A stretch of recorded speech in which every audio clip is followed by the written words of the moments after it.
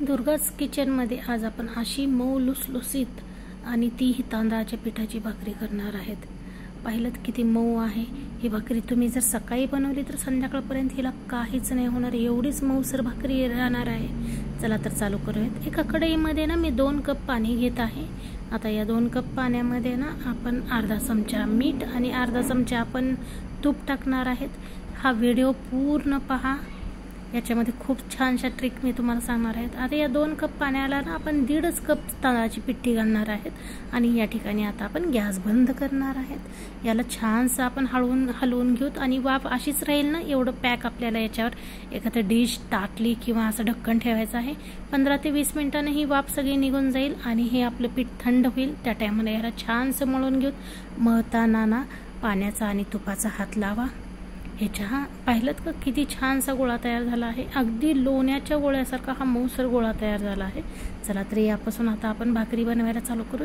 आता दुसरी आणखी महत्त्वाची गोष्ट, या ठिकाणी आपण भाकरी थापणार नाही, तेवढी जास्त आपण मेहनत करणार नाही, पण भाकरी सारखंच याला ना पोलपाटावर आपण लाटून घेणार आहेत।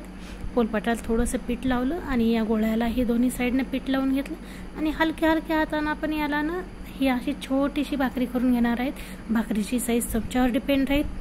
आता या ठिकाणी छानसा तवा गरम करून घेतला आहे आणि त्यावर आपण ही भाकरी टाकली। ज्याप्रमाणे आपण ज्वारीची या पिठाची भाकरी करतो ना, त्याप्रमाणेच वरून थोडंसं पाणी लावून। आता या ठिकाणी माझ्याकडून पाणी थोडं जास्त झालं आहे, तर मी हातानेच ते पाणी काढून घेत आहे।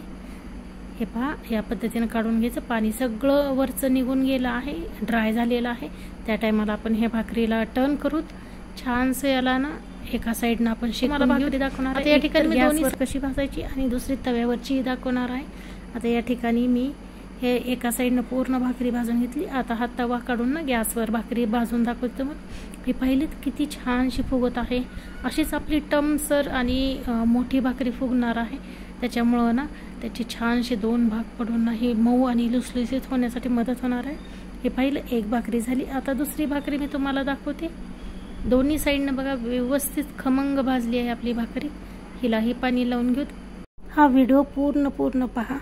या ठिकाणी जो आपण तुपाचा वापर केला आहे त्याच्यामुळे या भाकरीला आपल्या मऊसरपणा आलेला आहे। आपल्या चॅनलला लाईक, शेअर आणि सबस्क्राईब करायला विसरू नका। फुगत नाही ना, त्या ठिकाणी चम्मचनं किंवा उलटण्यानं तुम्ही प्रेस करून ती जागा ना वर आणण्याचा प्रयत्न करू शकता। ही पण भाकरी पाहिली तशीच सुंदरशी फुगवून एकदम सुंदर झाली आहे। हे पहा, दोन्ही साइडनं अशा खमंग भाकरी भाजून घ्यायच्या।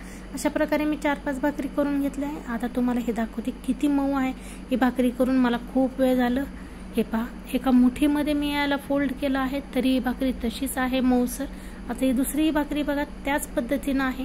खूप सुंदर ही भाकरी होती। नक्की बनवा। आपल्या चॅनलला लाईक, शेअर आणि सबस्क्राईब करा।